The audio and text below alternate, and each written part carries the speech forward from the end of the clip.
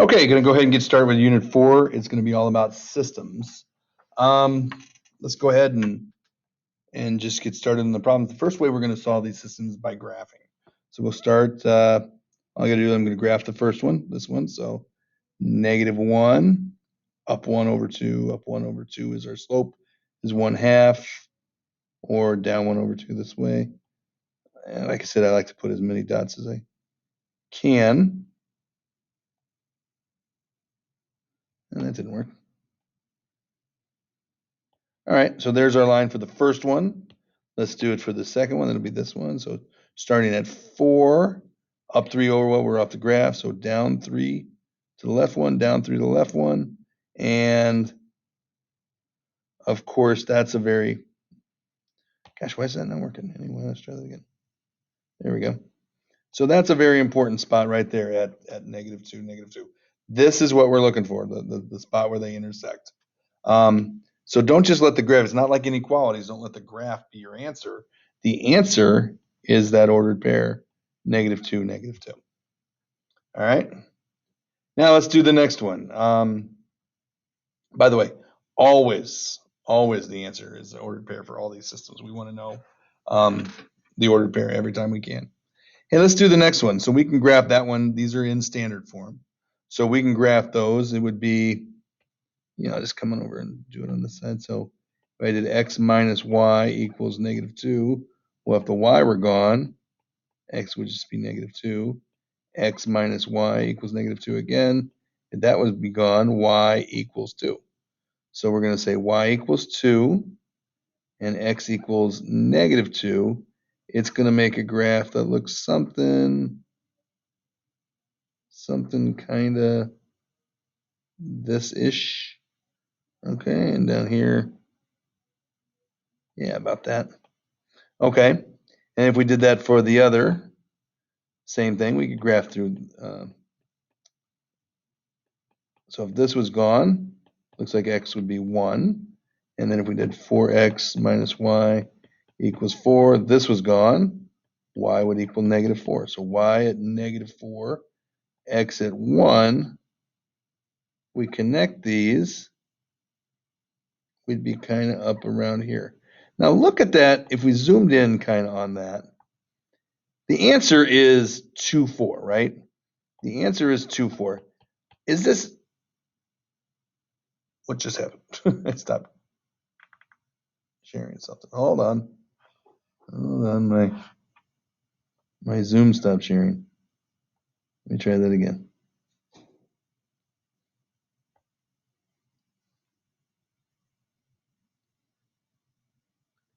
All right, there we go.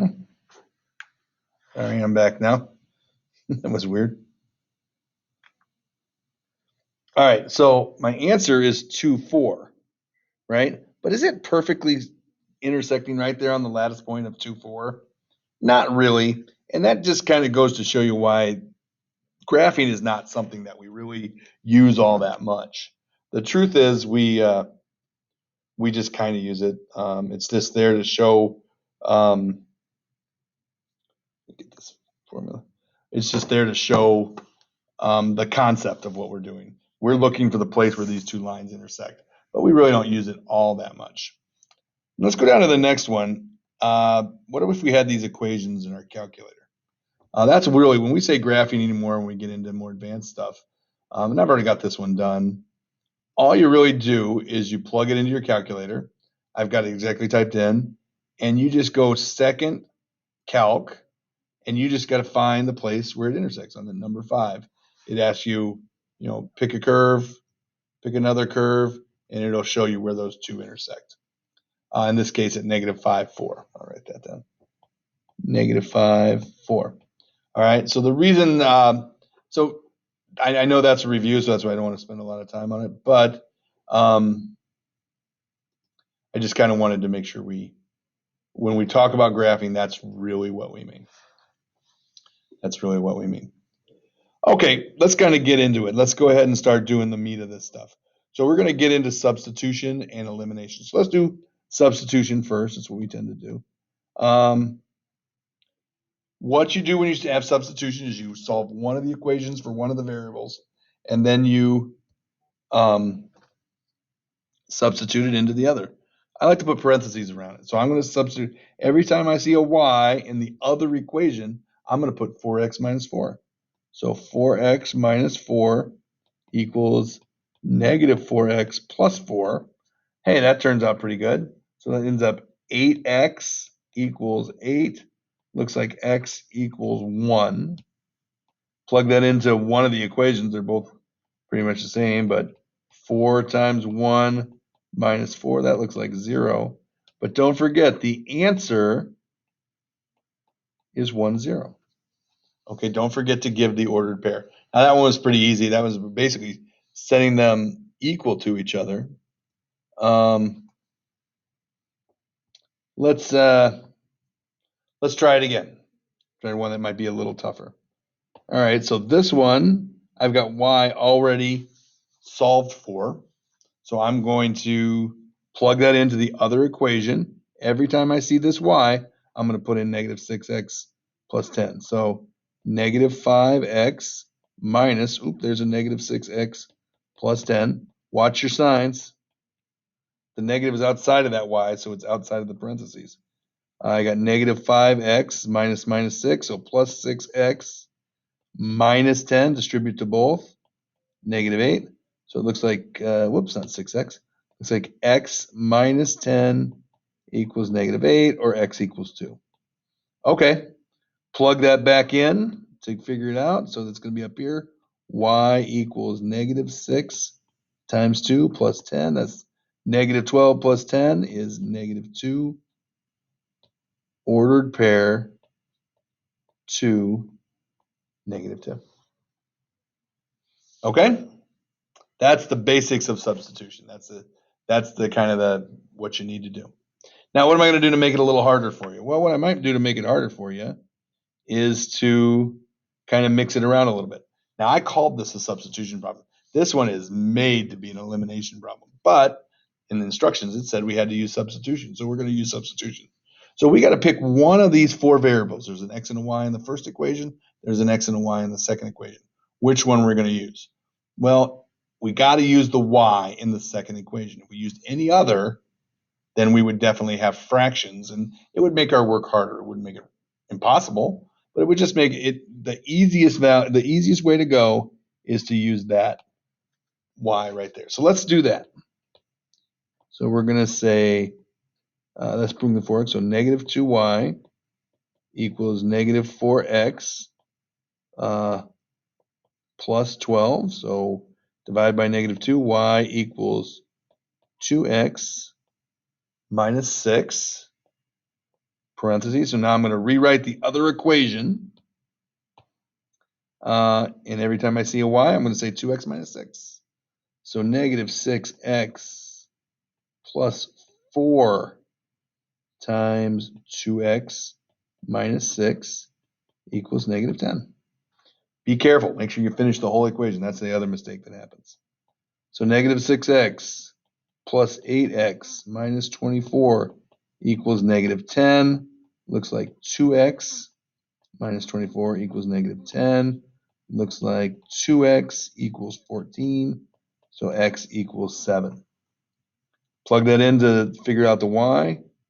Y is going to equal 2 times 7 minus 6. That's 14 minus 6, so that's 8. Now be careful. The y is on the left and the x is on the right. Make sure that when you go back to write your ordered pair, you write 7 8. It's not 8 7, it's 7 8. That's a mistake that happens all the time too. I don't want you to do. All right, let's move on.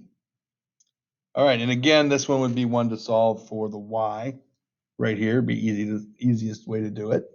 So we could kind of just say, okay, that's going to be y equals negative 7x minus 7. That's what we're going to plug into the other equation. All right. So negative 2x plus 8 times negative 7x minus 7 equals 2. Negative 2x minus 56x minus 56. Ooh, the numbers get a little bigger. That's okay. Equals 2. Combine like terms, I got negative 58x. I'm going to move that over to the other side. 58 looks like x equals negative 1. Plug it back in. Y equals negative 7 times negative 1 minus 7. Hey, that's a 0. Negative 1, 0. There's my answer. All right. All right, I think I got that. Okay, let's go ahead and let's do these two more. Now, they're very similar to what we just did, but it's because something else is going to happen. If you're good with your numbers, I think you can already see what's going to kind of happen. So we're going to solve this negative 3x plus y equals negative 8. So y equals 3x minus 8. Every time I see a y, I'm going to say 3x minus 8. So 6x minus 2, 3x minus 8. Now you really see it. So that's going to be 6x minus 6x plus 16 equals 2. Oh, these cancel. 16 equals 2. That's not true. That's a false statement. So what does that mean? Well, it means there is no solution. Or you could say the empty set, no solution, like that. And what does that mean? Well, that means we have two parallel lines. It means these guys are never going to touch. There's never going to be a point where they exist on the same place. And that's, so we say no solution. Now the next one's similar. Whoops, there we go. Again, let's just bring the other one. This is going to be 6x minus y equals, I'm sorry, what am I doing? It's already solved on the second one. So this is already solved, so we're going to rewrite. So 6x minus 6x minus 16 equals 16. Okay, 6x minus 6x plus 16 equals 16. So these are gone. So I got 16 equals 16. Now that is a true statement. 16 does equal 16. But what does that mean? What that means is we give infinitely many solutions. Now, we used to be able to say that was good enough. You can stop there. But what we have to do is we have to define that. When we say infinitely many solutions, it almost implies anywhere on the plane. We can be anywhere and do anything. Well, that's not really true. So here's how we'll write this. Basically, we're going to do an ordered pair. We're going to say for every x, we can have a y. For that y is going to be defined by 6x minus 16 right here. So what we're going to say is it's infinite number of solutions, but it is still defined by that line. We're still bounded on that line. We still have to stay somewhere on that line. We can't just pick any x and y anywhere. It has to be the correct amount of x and y's in the correct places. All right, so that's how we move forward. That's how I want to see that on the test. All right, let's move on to elimination. I got to tell you, my brain goes to elimination a little bit. It just does. It just, I don't know why, but it just does. So let's go ahead and what we need when we do elimination is we need our x's lined up, our y's lined up, our equal sign lined up, and our answers, in this case, a couple of zeros lined up. This one's ready to go. So what we're going to do is put a line, say, okay, I'm going to ready to put these together, add them together, combine them. Some people call this linear combinations. So this is going to be negative y equals 0. Well, it looks like y equals 0. Plug it back in. I get negative 2x plus 3 times 0 equals 0. So negative 2x equals 0. Looks like x also equals 0. That was kind of an easy one. But we end up with an ordered pair of 0, 0. All right, not always going to be that easy. Let's go on to the next one. All right, so this one, I've got all my x, y's, equal signs and numbers lined up, but I don't have an opposite. I don't have like in the last one I had a 2 and a negative 2. This one I don't. So what I have to do is I have to multiply this so that I'm going to multiply it all by negative 2. That way I'll have an 8 and a negative 8 in my y position, and I'll be able to take it from there. Now what I do, this is just me, but I don't be lazy. When I write the double line like that, I'm saying I'm going to rewrite the system. So that's going to be 2x plus 8y equals negative 6. I got to distribute that negative 2 to everything, not just the one that I'm looking at. So that's going to be negative 6x minus 8y, that's what I wanted, plus 18, positive 18, equals 18. All right, now I'm going to make one line, and now I'm ready to just figure this out. So negative 4x, the y's are gone, equals, looks like 18 minus 6 is 12. So x equals negative 3. All right, now when I go find my y, I can just plug it into either one of those things that's done. I don't know, I guess the first one. So 2 times negative 3 plus 8y equals negative 6. So negative 6 plus 8y equals negative 6. So 8y, 0. Looks like y equals 0 again. Ordered pair, negative 3, 0. Okay? All right. Now let's go to the next one. Now, this one is a mess. It's not lined up. It's not the way we want it. We got to fix that first. So here we go. So I'm going to say double line. Let's see, I bring the x over. So negative x minus 5y equals negative 6. Rewrite the second one. Okay, 2x plus 2y equals negative 4. So that wasn't so bad. But I'm going to have to rewrite it again, because now I'm going to multiply the top all by, whoops, not negative 2, just 2. Then I'll have my negative 2x and 2. They'll be opposites of each other, and I can go ahead and combine. So it looks like I got, let's go back to the blue, negative 2x minus 5y. That's not right. I made the mistake I told you not to make. Minus 10y equals negative 12, distributed to everything. 2x plus 2y equals negative 4. Add all that together, looks like negative 8y equals negative 16, y equals 2. All right, let's plug it into, let's see, I don't know. I guess the second one. Negative 4 minus 2x. So this is going to be 4 equals negative 4 minus 2x. 8 equals negative 2x. So x equals negative 4. My ordered pair is negative 4, 2. Okay? So there's one to that's about as hard as I can make it. Yeah, not really. I think the next one's a little harder. All right, let's try the next one. Again, this one's a mess. We got to clean it up a little bit. So, boop, boop.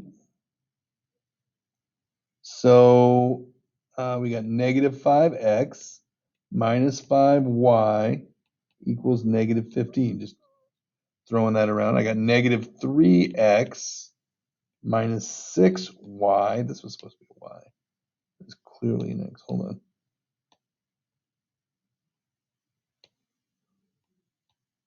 on. Equals 0.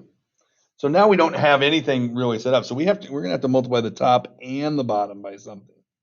So we're going to multiply the top by 3 and the bottom by 5. However, one of them we have to use a negative sign on because they both can't be negative. We're looking to get rid of our x's. So I'll multiply that one by 3. So that's going to give me 15x plus 15y equals 45.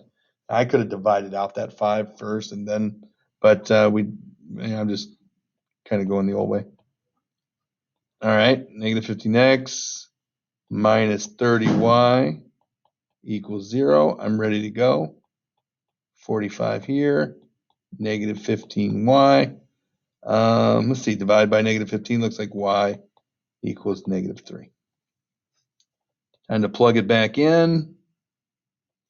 Okay, we got, let's see, negative 6 times negative 3 minus 3x equals 0. So that's 18, so negative 3x equals negative 18 on that side. Looks like x equals 6.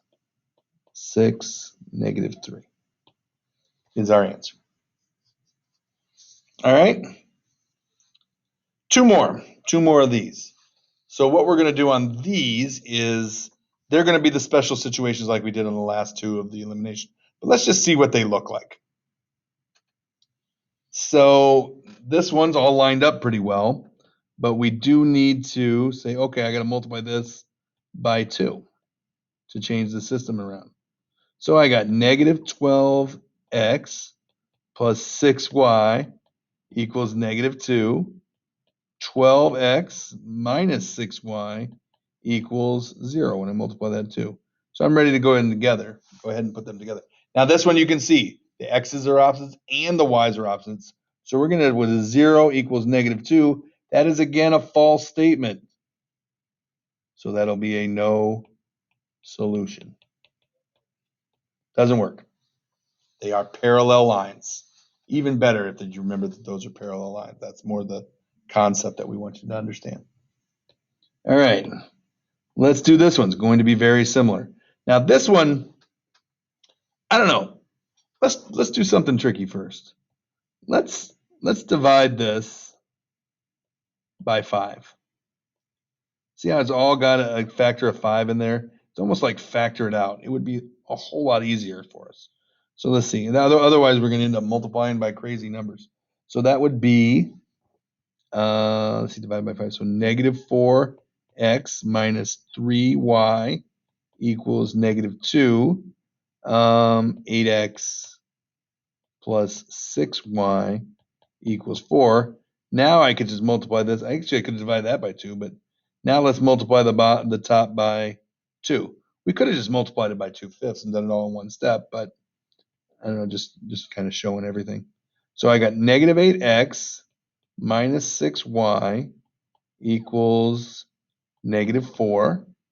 8x plus 6y equals 4. If I combine all that, that's 0 equals 0. So that's a true statement. So that means infinitely many solutions. But again, I have to represent that correctly. So I'm going to take, I'll do this one. 8x plus 6y equals 4. So 6y equals negative 8x plus 4. So divide by 6, divide by 6, divide by 6. Y equals negative 4/3 x plus 2/3. So when I represent that infinitely many solutions in an ordered pair, I'm going to say for every x, the y is negative 4/3 x plus 2/3. And that's how we would show those two special situations for no solution and infinitely many solutions. All right, last thing to do. I got a couple of systems of inequalities. All right, so we're going to graph these just like we did the other systems of inequalities. This one starts at 2, that's our intercept. Down, down, down, this way, this way, this way. All right, so it's going to be does not have an or equal sign, so it's going to be a dashed line. So it's going to come through that way, like that. All right. So let's go ahead and graph now. So we got there's a red there. Okay. So we're going to graph shade. I'm sorry. It's a less than. So we're going to shade below. Okay. Now let's do the other one. All right. It started at -1, and it's also a negative slope. Down 4, 1, 2, 3, 4, and to the right 1, or up 4 and to the left 1. Okay, that's a negative slope. It is also a dashed line. All right. And we're going to shade that one on this side. So, okay. That's going to be on there. So those are both kind of individual inequalities done. But where's the actual answer to the system of inequalities? Well, it's where it's everything shaded twice. So it's really this part right here. Oops. Just the part that's blue and red, which would be kind of purple, I guess. All right, and all of these other solutions out here, everything else out here. Now, what's cool about the iPad and the Notability is I can just get rid of those and say, okay, there you go. That's where it is, where it's all true. And you could have also just said to yourself, okay, well, wait a minute. I know that here on the red, it's everything below, everything below, everything below. I know here on the blue, it's everything below, everything below, everything below. Okay, so that's got to happen. So it's got to be okay. All right, or it's got to be in that black. Or here's the other thing I used to do in class. I would go 1, 2, 3, 4. Well, this one, the red line that we did, it was true for 3 and 4. The blue line was true in 1 and 4. So it has to be 4 that is true for both of them. That's all. All right, let's do another one just for fun. And I won't shade first time this time. So here goes +1, up 2 over 3, down 2 to the left 3. This one is a solid line. No, it's not. This one is a dashed line. One of them is a solid line, but not this one. All right, there we go. There we go. There we go. All right, and the next one, that's the solid line, starts at -3, up 2 over 3, down 2 over 3.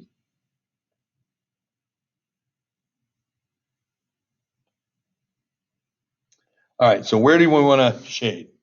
All right, well, think we're below the green line and we're below the blue line. We're beneath this line, down, down. Let me use a different color. We are below this line, and we are also below this line. We have to be down in that bottom quadrant. So our whole answer is going to be,